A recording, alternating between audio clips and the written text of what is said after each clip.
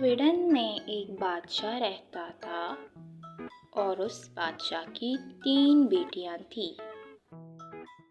بڑی 2 بہنیں چھوٹی بہن سے حسد کرتی تھیں کیونکہ وہ جانتی تھی کہ بادشاہ سب سے چھوٹی بیٹی سے محبت کرتا ہے۔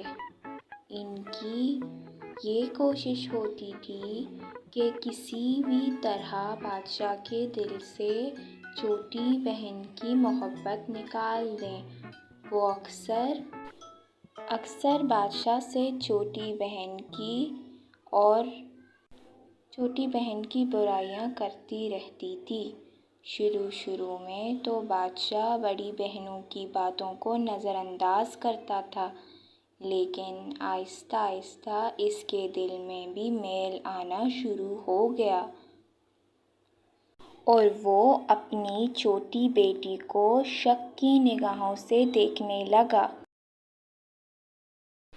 ایک دن بادشاہ نے اپنی تینوں بیٹیوں کو دربار میں بلایا۔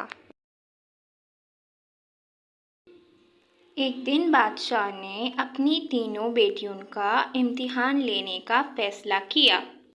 اس نے تینوں بیٹیوں کو پاس بلایا اور ان سے سوال کیا کہ وہ اس سے کتنی محبت کرتے ہیں۔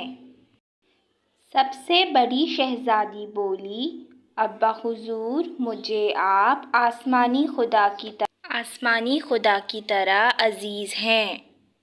بادشاہ نے جب اس کا جواب سنا وہ بہت خوش ہوا اور دوسری شہزادی بولی، آپ مجھے اپنی جان سے بھی زیادہ پیارے ہیں ابا حضور۔ اور تیسری شہزادی بولی، بابا جان، آپ نمک اور روٹی کی طرح عزیز ہیں۔ یہ سن کر بادشاہ کو بہت غصہ آیا اور اس نے درباریوں کو حکم دیا کہ شہزادی کو جنگل میں چھوڑ آؤ۔ چھوٹی شہزادی رونے لگی اور اسے کچھ سمجھ نہیں آیا کہ اس کے بابا جان نے ایسا کیوں کیا۔ اور دوسری طرف دونوں بڑی شہزادیاں بہت خوش ہوئیں، ان کی دلی مراد پوری ہو گئی تھی اور درباریوں نے شہزادی کو جنگل میں چھوڑ دیا۔ وہ وہاں کسی درخت کے نیچے بیٹھ کر رونے لگی تھی۔ اتفاق سے کسی ہمسائے ملک کا شہزادہ شکار کرتا ہوا اس جنگل میں آ پہنچا۔ شہزادے نے آرام کرنے کے لیے کسی درخت کے نیچے گھوڑے کو روکا اور زمین پر آرام کرنے کے لیے لیٹ گیا۔ اسے لیٹے لیٹے ہوئے کچھ ہی دیر گزری تھی کہ کسی کے رونے کی آواز سنائی دی۔ اس نے ادھر ادھر دیکھا لیکن اسے کچھ نظر نہ آیا۔ وہ پھر آنکھیں بند کر کے لیٹ گیا۔ کچھ ہی دیر بعد اسے پھر کسی کے رونے کی آواز آئی۔ اس نے آنکھیں کھولی تو درخت پر اسے کوئی بیٹا نظر آیا۔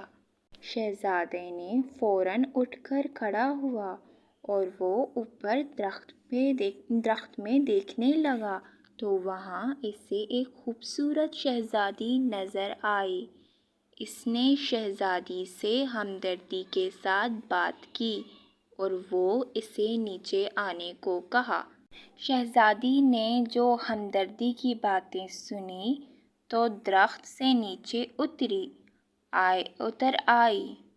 شہزادے نے اس سے پوچھا کہ سناؤ یہ کیا ماجرا ہے، تم اکیلی اس جنگل میں کیسے آئی؟ شہزادی نے الف سے یہ تک تمام کہانی شہزادے سے بیان کر دی۔ شہزادے کو یہ سن کر بہت افسوس ہوا۔ اس نے شہزادی کو اپنے پیچھے گھوڑے پر بٹھا لیا اور اپنے محل میں لے آیا۔ شہزادے کے ماں باپ نے جب شہزادی کو دیکھا تو اس کے ساتھ محبت سے پیش آئے اور اس کی شادی شہزادے کے ساتھ مقرر کر دی۔ شادی کی تاریخ مقرر کرنے کے بعد بادشاہ نے 7 ہمسائے ممالک کے بادشاہوں کو خاندانوں کو شادی میں شرکت کرنے کی دعوت نامہ بھیجا۔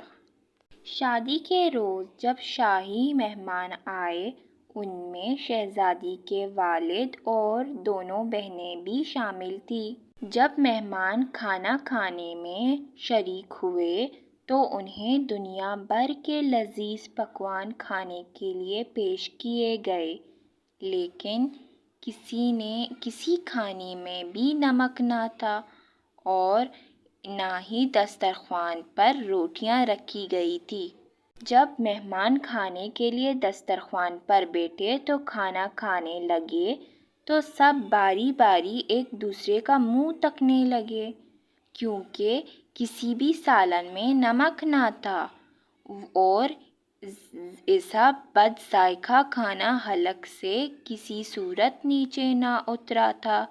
آخر سب کو حیران دیکھ کر شہزادی کا باپ بولا، مجھے سخت حیرت ہے کہ دعوت میں 2 سب سے اہم چیزیں غائب ہیں۔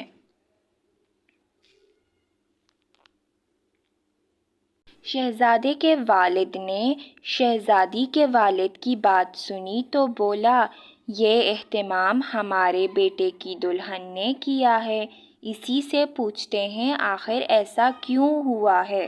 بادشاہ نے فوراً شہزادی بہو کو بلایا۔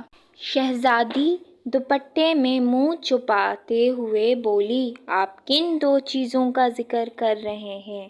مہمان بادشاہ نے کہا، ان پکوانوں میں نمک اور روٹی موجود نہیں ہیں۔ بہت خوب، شہزادی بولی، مجھے آپ کی بات سے بالکل اتفاق ہے، لیکن آپ تو نمک اور روٹی کو پسند نہیں کرتے۔ یاد کیجیے آپ کی ایک بیٹی تھی جس نے کہا تھا وہ آپ کو نمک اور روٹی کی طرح پسند کرتی ہے اور آپ نے اسے گھر سے نکال کر جنگل میں پھینکوا دیا۔ مہمان بادشاہ نے جب یہ جملے سنے تو اسے حقیقت کا اندازہ ہو گیا۔ اس نے اپنی بیٹی کی آواز پہچان لی اور آگے بڑھ کر اپنی بیٹی کو گلے لگایا۔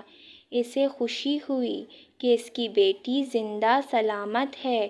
اس نے فوراً سب کے سامنے اپنی بیٹی سے معذرت کیا اور تبھی میں نے نمک اور روٹی کی حقیقت کو نہ سمجھا تب میں نے روٹی اور نمک کی حقیقت کو نہ سمجھا تھا اور تمہاری بہنوں کی باتوں میں آ کر تمہیں محبت کو غلط جانا۔